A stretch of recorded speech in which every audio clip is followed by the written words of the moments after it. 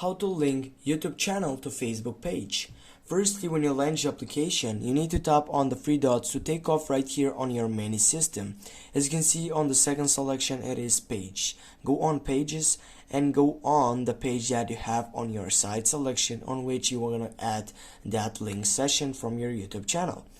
For example, if it's like this one, you just simply need to go edit page, and from here you need to go by getting the page header, which as you can see here you can take off a picture on it, but in this case I'm not gonna get off that selection.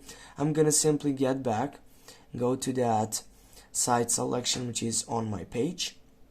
Right from here, what is the most important when you take off and see on more selection what has.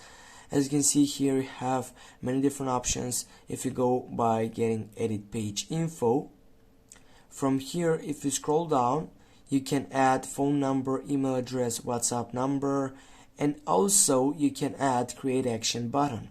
Click on that selection, you can choose a button, and then from here you can simply scroll down and go by getting the full site which is watch video. If you take off on watch video, here you can add the link which is on your YouTube channel.